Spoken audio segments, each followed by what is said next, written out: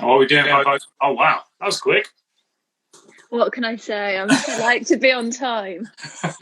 How are you? I am good. How are you? Yeah, I'm not bad. Thank you very much. I'm not bad at all. Good. The camera angle's a little better there. I don't know if you've seen this. This is my own show. I I have my own love show. it. I love that. It's absolutely fantastic. I did see that. And it's in the background you have Lauren from Guilty of Golf on Yeah. there and Golf Hipster, and I don't know who the other one was. Tee up kicks with Chris. Yeah. There you go. So how are you? Yeah, I'm keeping well, all things considered. Not doing too badly. Been very busy with work though, which is the thing that just sort of keeps me really busy, kind of actually keeps me off Instagram. Because I work full time in the legal profession. Oh wow. So I'm a financial litigator.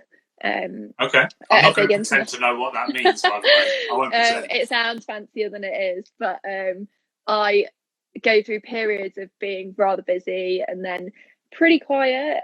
So it depends, but this past 2 weeks been a little bit full on. So it sort of gets to the end of the day and you're like, do I want to look at a screen anymore? So sometimes the answer is no, but tonight I'm so excited for this. How's everything with you? How are you getting on? Yeah.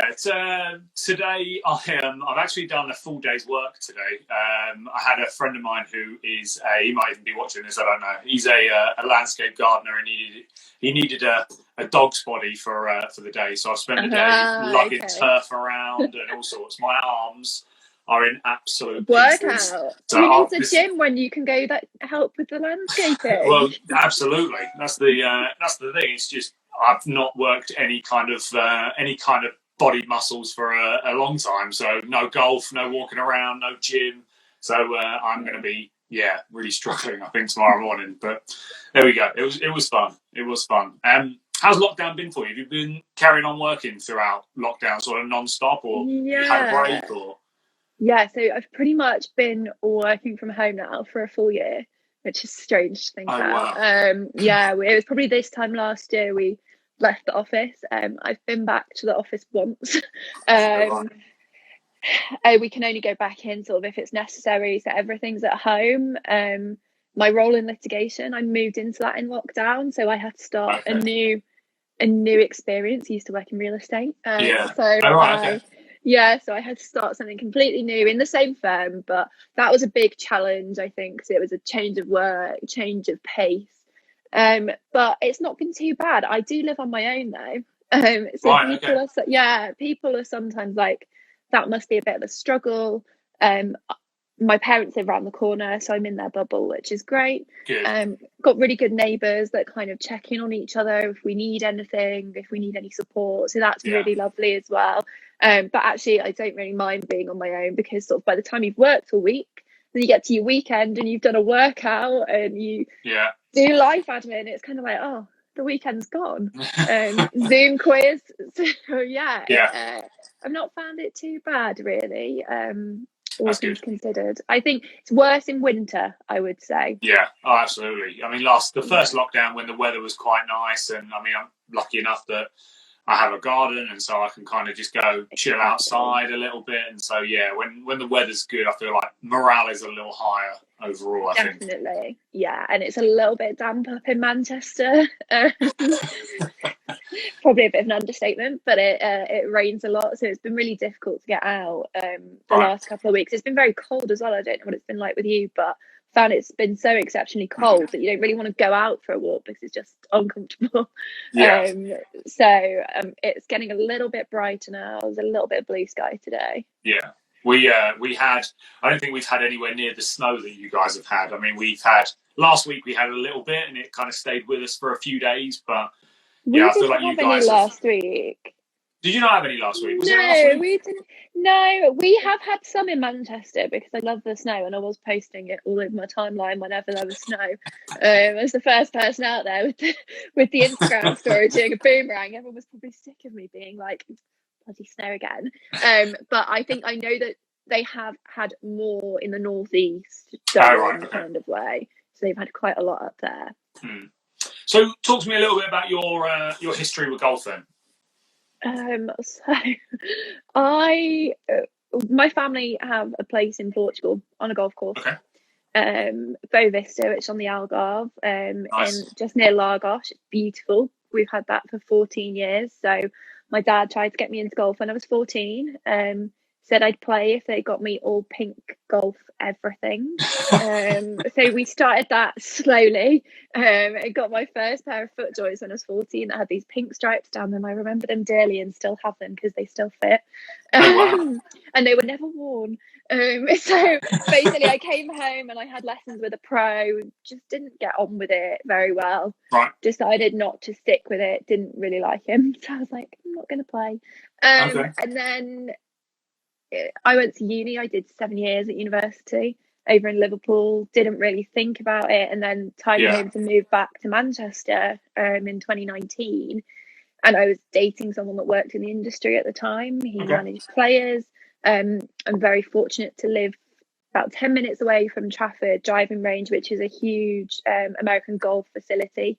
Yeah. And he just always wanted to go on date night there. And I was still like, I hate this. And then all of a sudden, one day in summer, he was away working in, I think it was like Japan. And I was back home and I just said to my dad, do you fancy going to the driving range on a Sunday? And he was like, sure. Went to the driving range and was like, oh, hit a couple of good shots there. And then lo and behold, my ex came home and I'd had a couple of lessons with a pro where my dad's now a member, got on great with him, Dave McKinnon, he's fantastic. And had my first couple of lessons. So that was September 2019. Probably started at the wrong point. People that follow me for a while will know I have a history with like chronic illness, endometriosis. So I actually, so I went through my third surgery in 3 years in 2019. So I had to stop. So I started learning and then I had to stop. But before I stopped my lessons to recover and go through that procedure, I actually played 9 holes out in Tenerife, and it was my first time on a golf course. Brilliant. And that was a great experience. It was with my dad and my nephew, so it was lovely to share that with both of them. And hit some shots that I really remember. I hit some great shots that I have never replicated again, despite improving.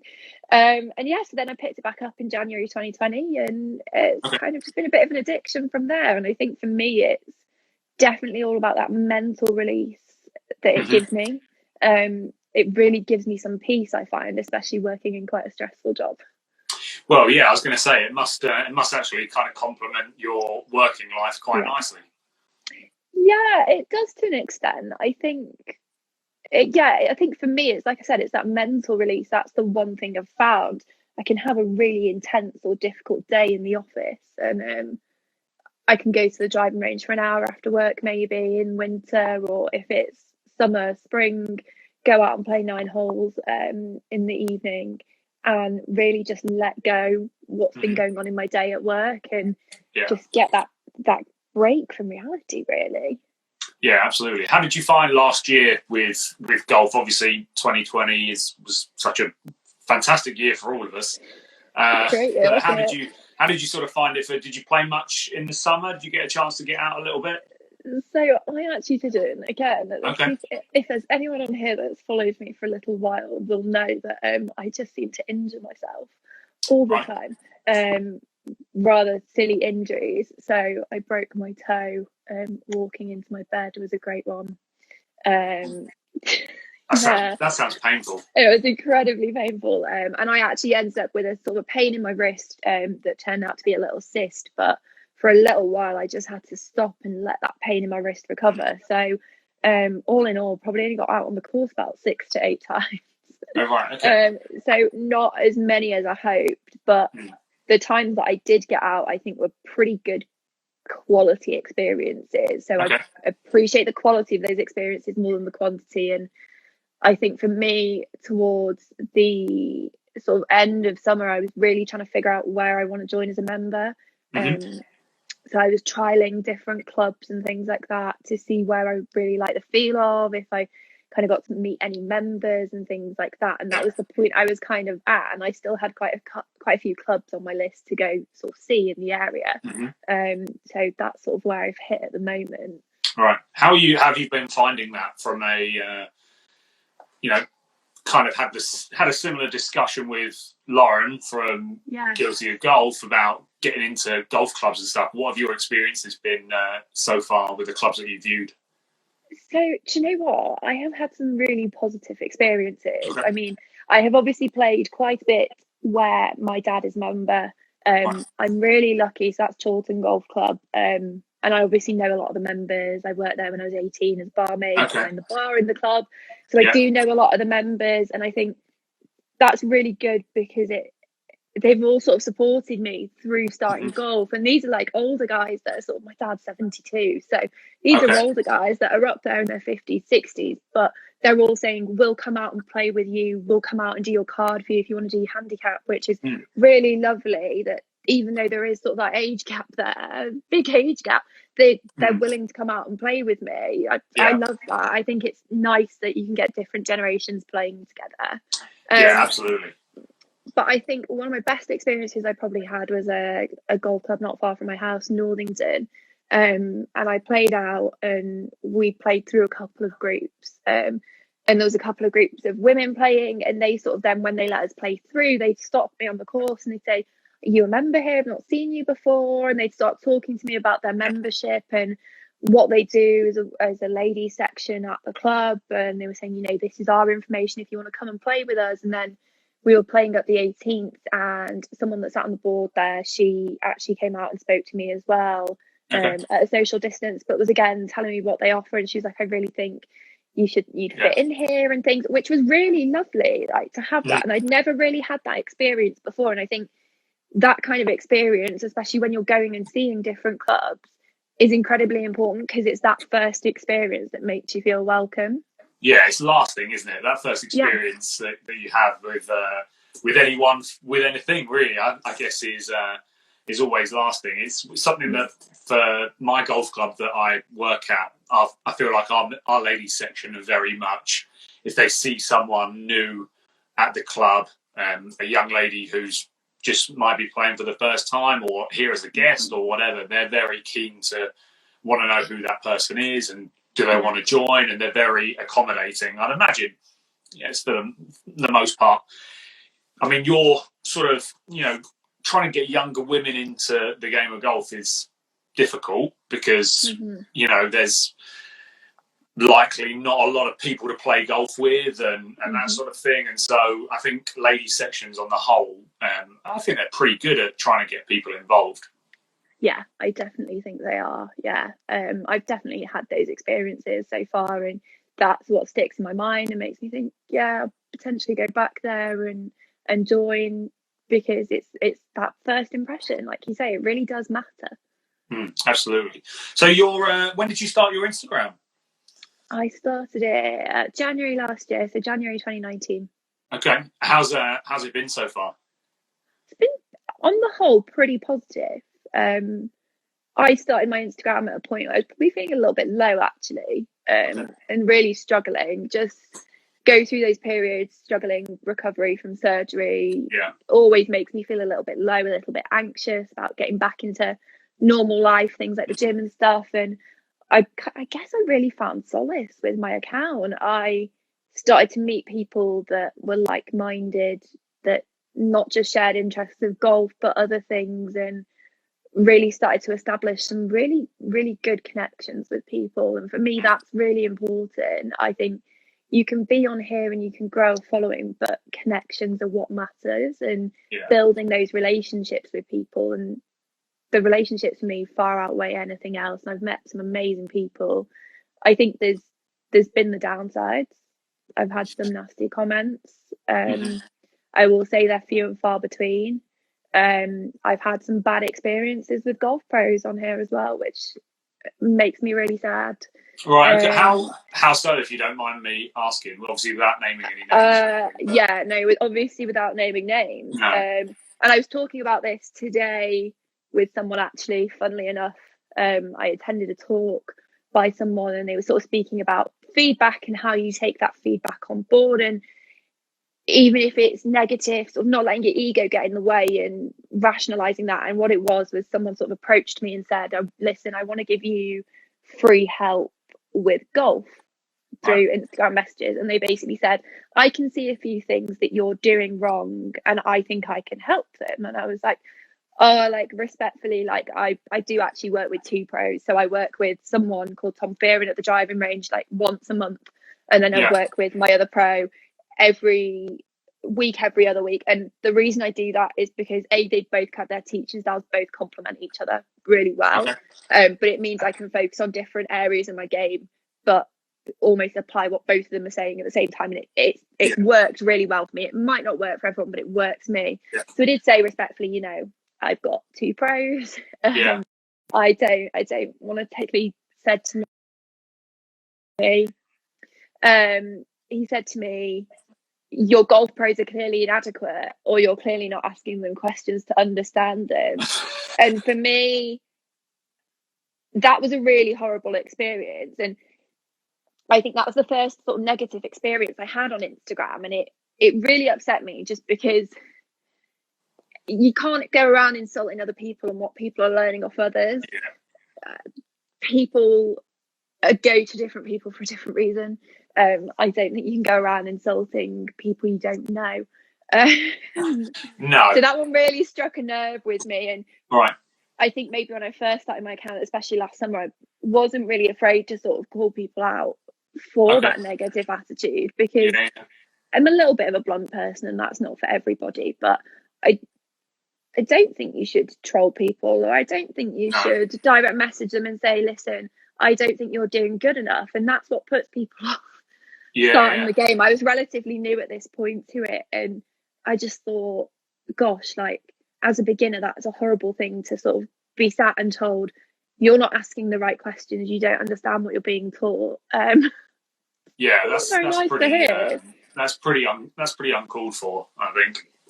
Absolutely. It's very unprofessional. Yeah, exactly, that's the thing. And I think for all the negative things like that, though, and the couple of nasty comments you get here and there, I would say that everyone that's part of this community is like so welcoming, so friendly, so lovely. And I think that's how I really kind of grew my passion for it as well, through this golfing community on Instagram. I think it's a great crowd. Certainly, you know, a lot of the accounts that sort of I follow and speak to, and you know, everyone's been very kind to me, and I try and reciprocate that. But it's, you know, for me, it's always been, this just from being a kid, was, you know, you treat others how you wish to be treated, and if you go by that in life, I think that certainly works out. And this community's been fantastic. I mean, the quality of people that we've got on here, for covering all topics, from getting into golf to clothing to clubs to whatever. You know, we've got so many great people on Instagram, and it's just a shame. That's the best bit. Like, there's so much diversity, and I think I really love seeing what everyone else is doing. Everyone's got a different sort of reason for why they do this. Yeah. Everyone's got their purpose and their message that they want to get out there and get across. And I really think that's the nice thing, that we all do so many different things, but we can all come together cohesively for one shared reason, which is golf. Yeah, absolutely. And that's like talking to a couple of the guys about doing trying to organise some sort of golf day of some description this summer. And it's great because, you know, you can invite so many people. I mean, I'm sure we could fill a golf club over and over again for tea times for a day to just all share in the fact that we all just want to play golf, and we all just have slightly different takes on it. But at the end of the day, we're all here for the same reason. We are, yeah. So your Instagram page, clothing-wise, talk to me a little bit about your experiences with ladies' clothing, because having had many discussions, it's few and far between on choice and that sort of stuff. How have you found it? So it's definitely few and far between on choice. I watched your conversation with Lauren, obviously, and I followed up with you after that, because the one thing I really loved that you said during that conversation and really appreciated was that for women it can be quite difficult because of sizing and things like that. And no surprise, people that have seen my account have seen it. I've got a pair of boobs. So there. And that's my bugbear with clothing, is my shape. Okay. When I first started, I didn't really know where to look, so I went to places like Sports Direct and stuff and bought like sort of cheapish, basic Nike gear, but very much like small, medium, large, and it was either really baggy or too tight and then uncomfortable to play in. But it was good enough for starting to get into golf. Yeah. And then I think slowly, as I started to discover more brands, I would say Adidas are great. Really loved some of their gear last summer, sort of the fit, the fabric, everything. Mm-hmm. At the end of the day, whatever I wear is kind of, it makes me feel good. That's the reason I wear it. I've had comments before on my Instagram about things I've worn, how it looks on me, things like that. That are just like horrible comments. And I hate that. Absolutely. It really puts you down. And you know what? I get it. I've got certain parts of my body. They're there. I can't help it. And it's a reflection of how it makes me feel. If I'm comfortable in it, if I feel like I can play golf in it, then that's what's important to me. I think, Adidas, I really like. I've not found any Puma gear that I like for women as such, but I really love what they're doing with prints for guys. I think they're really good with their prints. I think I'd love to see that more reflected in women's clothing across now, maybe really bold prints, because I think there's a way to do prints, but do it well without it looking dowdy. And what you see in women's is a lot of this floral, a little bit dated, and that, I'm not really into that. It suits some people, but I'm not really, that's not my thing. And then I think the big one as well, I just really love, is J. Lindbergh. I love most of their gear, their new collection, the colours, absolutely phenomenal. I think the nice thing with their gear is that the colorways are done in such a way that you can pretty much take anything from their collection and mix and match it with each other and make a full outfit. And I think it's got some good sort of staples, like their sweaters and stuff. I've seen a sweater that I really want from this season. And then I think as well, I sort of look elsewhere outside. I love Tommy Hilfiger, just like their sweaters and their jackets and things like that. And sort of pros throwing on one of their sweaters when I go on the course, sort of crew neck sweaters with a score. I think I probably lean more towards skirts and dresses, I would say, is my kind of style, rather than trousers. I think maybe that's because I always feel like in trousers I look pretty short. I'm 5'5", which isn't that short, but no, it's not, again, not that short at all. It's just how it makes you feel, isn't it? And it's sort of going out there and feeling confident in how you look and what you're wearing is part of the game. And if it makes you feel confident, absolutely. The old saying of "look good, feel good, play good" is definitely something that is very important for me myself. I mean, that's for me the reason why I started this page in many ways is kind of wanted to show that a little bit and sort of my take on that. So it's interesting you talk about the J. Lindbergh stuff, because like for the ladies stuff that they've done the last few, I feel like it was probably 18 months ago or something. They dropped a ladies collection which I thought was really good. And so it's great to see them building on it, because you're always going to have that ladies collection. For me, from Adidas are always going to have a ladies collection. Nike are always going to have a ladies collection of some description. But I feel like J. Lindbergh are just that slightly different, slightly more high-priced premium brand. And it's good to see them dive into the ladies stuff a little bit more. Yeah, and I think with them, they are that higher price point, like you've said, which isn't for everybody.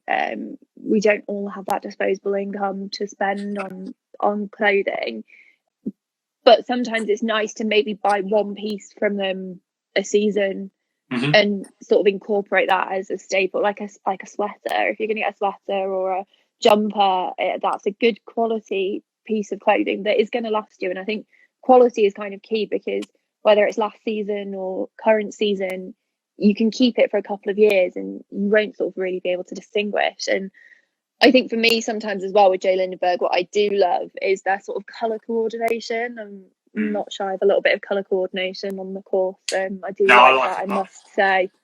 Yeah, I like a little bit of colour, definitely. Yeah, definitely. I think one of my favourite outfits I've got is a blue polo from J. Lindeberg, with sort of orange on the polo, and then a pleated skirt, with a pocket. Love a pocket. Anything that's got a pocket, fantastic. It's always a good addition when you can be like, it's got pockets.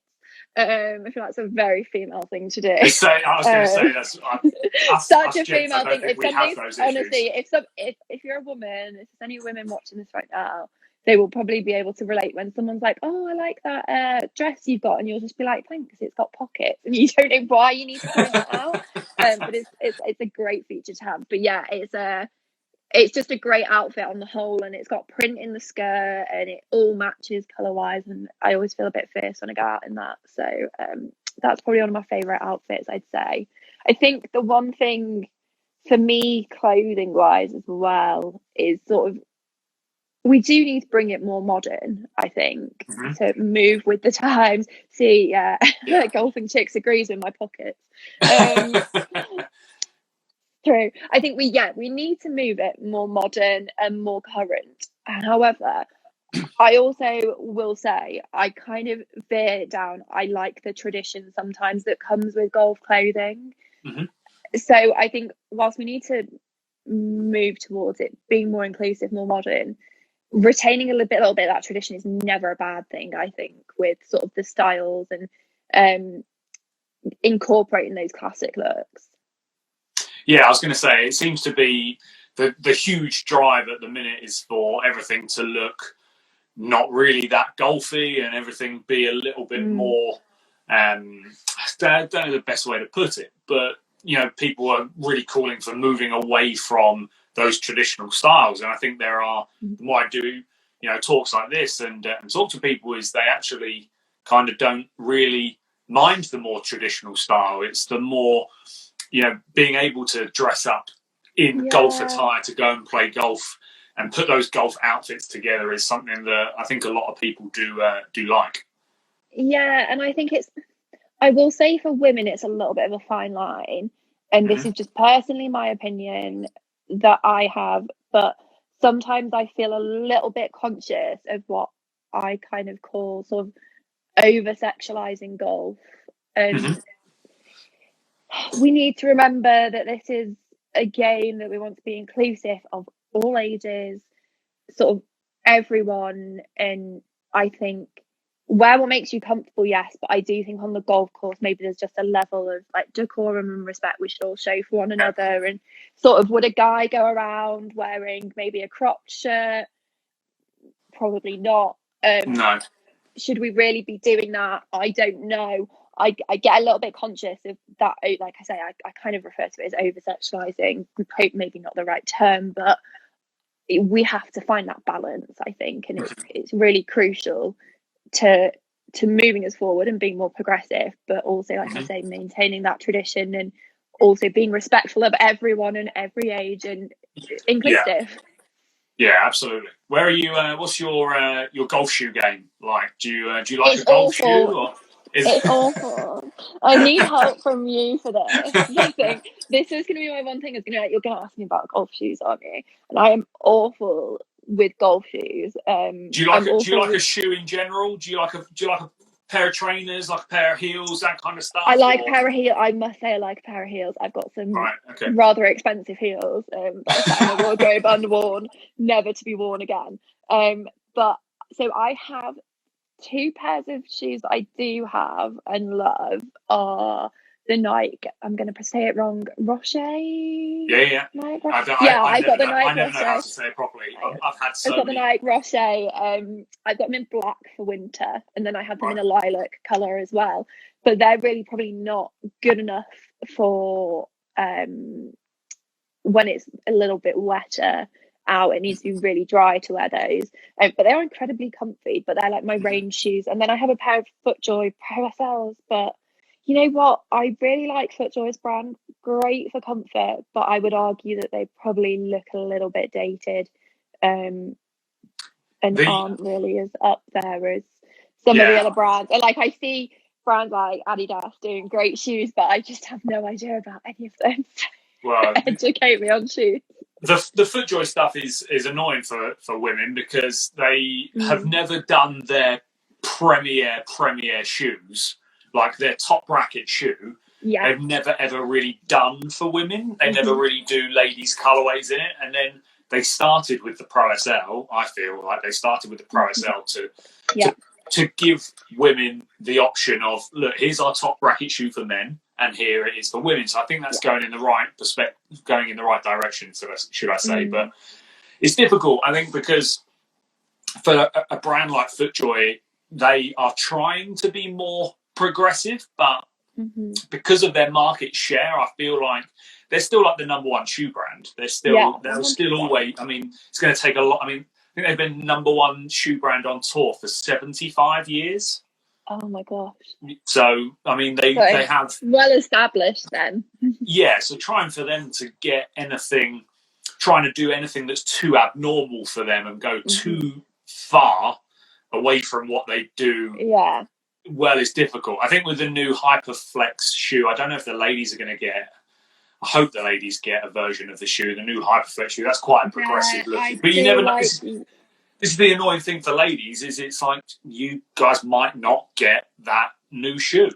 And it's terrible, because how are we supposed to get more women involved in the game, younger women involved, older, whoever, whichever age you might be, but try and get women into the game if you're not going to cater to like an age group of the younger woman who wants the slightly cooler shoe, maybe the slightly more out there shoe. Yeah.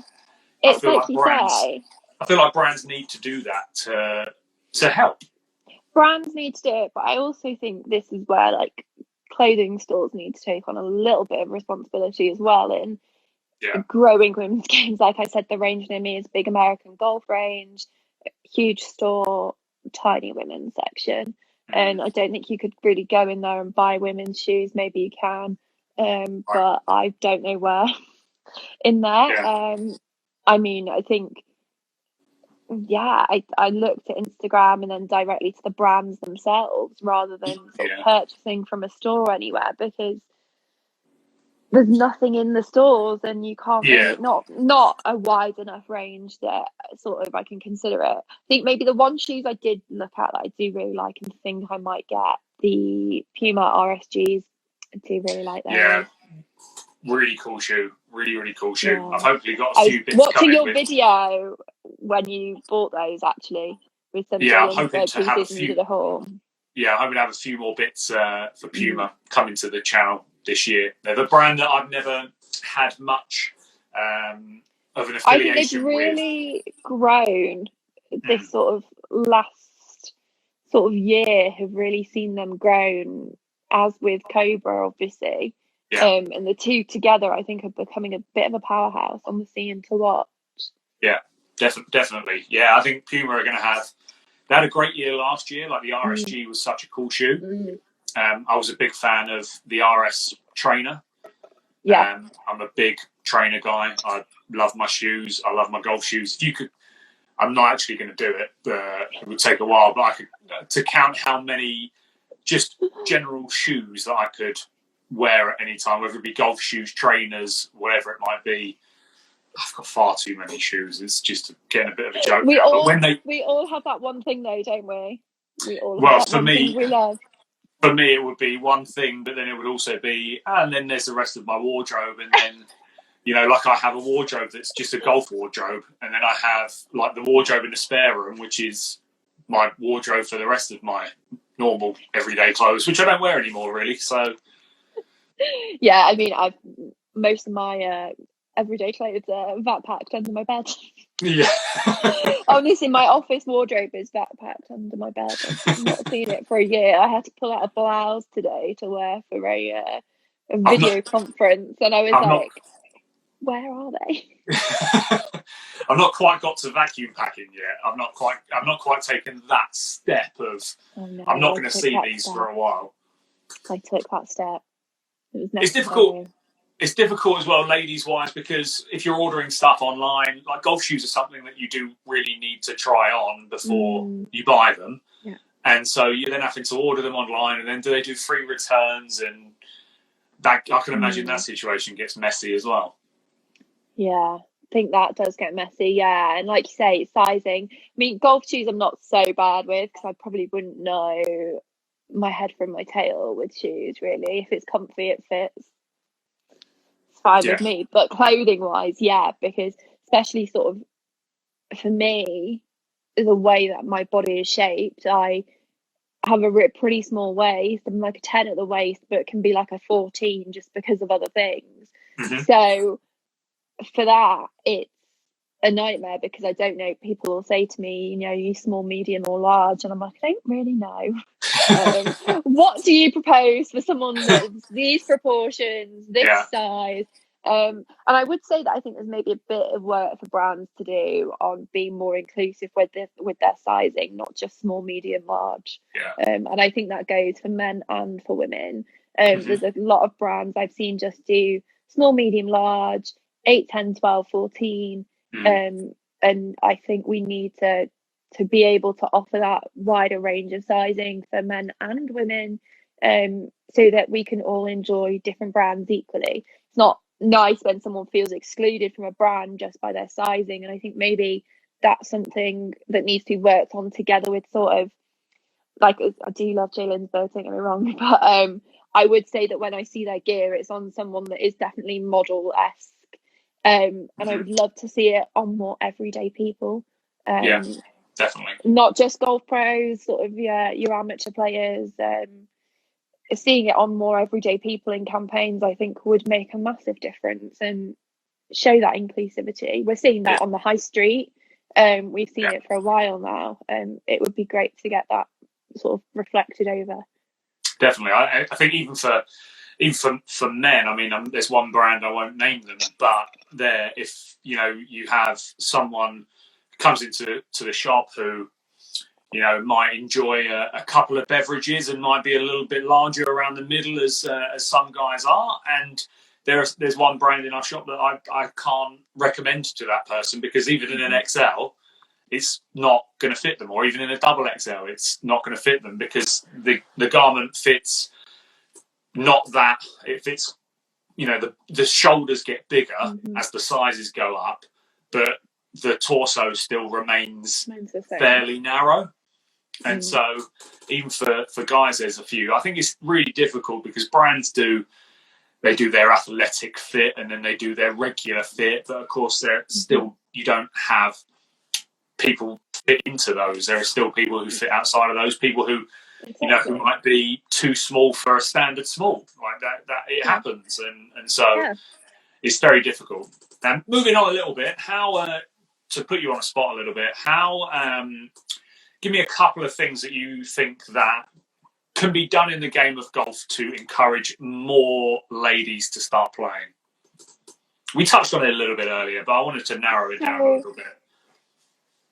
I think if you do have someone in your life that is a man that plays, it's great to go with them to the range. And a lot over lockdown, when ranges are open, more women there with their boyfriends, their partners, their family having a go, which is great. And I think putting on taster events as well is always a really good idea. If you can get women at your club to come, Prosecco and pitch and wedge time, Prosecco and putting, things like that. I know they used to do that at my ex's club and it was always really well received by women, having these specific events focused for them. And I would also say... It seems to always be, to jump over, it seems to always be Prosecco. I don't know what it is, but it's always Prosecco. A gin or a Prosecco. I'm open to either gin and golf. Prosecco and putting, I think that's some good names there. Might run off with those. But and I also think potentially I would say it's about breaking down those barriers between men and women. I know my ex used to say to me, he'd be like, I'm never going to play with you, you'll be really slow. And he then came and watched one of my lessons and he's like, you're actually really good. Why did you never listen to me? And I was like, well, because you annoy me. But it was very much like, oh, would never play with the women, would never do that. And getting rid of that. I play with my dad. Like, I love playing with my dad. It's the best time for me. Yeah. And the guys at his club aren't afraid to say to me, I'll play with you. So I think getting rid of that barrier, more mixed competitions, even more just mixed fun days. It doesn't need to be a competition, just something to encourage mixed play. And I would also say sort of it's down to brands out there to veer towards sort of equality with what they're putting on their social media, not just predominantly for the males, a mix of men and women together. And you look to like management companies like Modest Golf as well. I think the biggest thing that sticks with me is, like I said, I was with somebody that worked in the industry, and without naming names, he did say that his company would never work with women because they don't earn enough. Wow. Yeah. And that for me shows the old school thinking of where he worked. Whereas you look at Modest Golf and Niall Horan, who has a massive passion for growing the women's game and really believes that by growing the women's game, you will grow the men's game as well. Yeah, so absolutely. It's pretty much full set. And I love that approach. And I think that's the complete right approach to take. And I think we have some work to get there. And I think hopefully we'll begin to see more coverage on Sky Sports, television. I think that's really important for helping bring more awareness to the women's game. But I think things like that, sort of getting the word out there.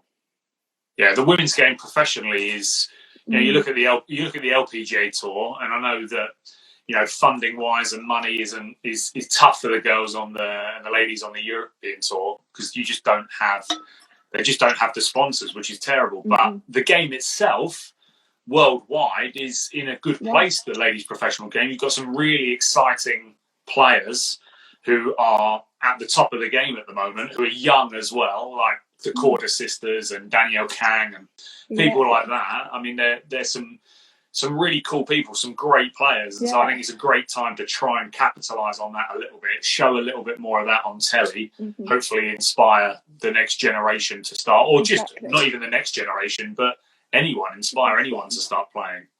Yeah, definitely. I definitely agree with that. So what are your plans for 2021 then for your page? What do you sort of play golf? Yeah. It'd be nice to be able to start, get out there and play. It would be nice to actually hit a golf club. I do have some really exciting things coming this year in the next couple of weeks, actually. Can't say too much about them yet. But a couple of podcasts that I'll be getting involved with, a couple of brands that I'll be getting involved with, and hopefully being able to shout about more. One that I can sort of shout about, Caddy Boo and Green Swing, have been two brands that I've sort of worked with the past couple of months and really enjoy their products, and it's just through a love of their products, and I really enjoy the sustainability aspect that they both have with their gear, and I think that's really important in golf. So for me, continuing to work with brands like that can help us sort of improve our environmental impact is important for me. And then, trying to get some people will see me on sort of my page, and I do question why they follow me sometimes, because I don't get out on the course that much. And it's A, through a bit of work, B, I do get out there, but I play with my dad and I can't get the content out on the course. But I'd love to start doing some course content and stuff, probably more for my own benefit, so I can watch people off Instagram as well would be great. Yeah, cool. That sounds great. I've kept you for a full 45 minutes. Thank you very much for your time. Before we sign out, I want to just ask you your favourite pages on Instagram to follow. Who are the first ones when you refresh that got a fresh story and they're popping up at the top, or who are some of the ones that you like to watch? I mean, I love your Instagram lives. I have to say that. I wasn't asking for you to say that. No, but I do love your Instagram lives. No, being completely honest. that's how I first came across you, through your IG lives, and I love them because they're very refreshing and honest. Lauren, guilty of golf, I'm really close with her, and think she has some great content out there. Big Ben Golf and Lady Golf Coach as well. I really love what they're doing with their Instagram lives. They're really sort of probably the four accounts up there for me. And then I would also say I got a really good relationship with the guys at Snap Golfer, Okay. and looking forward to seeing where they go with their content in the coming year. So yeah. Fantastic. Well, thank you very much for taking the time to have a chat. Having me. It's been great to have you on. We thank you very much to everyone who's also watched this evening. We've had a good number in the chat this evening, which has been nice. So this will go up on my Instagram page and be up on my Instagram profile for about a week or so, and then I'll upload it onto YouTube, where it will be for all of eternity. So that'd be great. So if anyone who's joined late, didn't get a chance to listen all the way through, and if you do want to listen through, then you know where to find us. So Sinead, thank you very much for your time. Thank you. Really is appreciated. I look forward to seeing more from you in 2021. And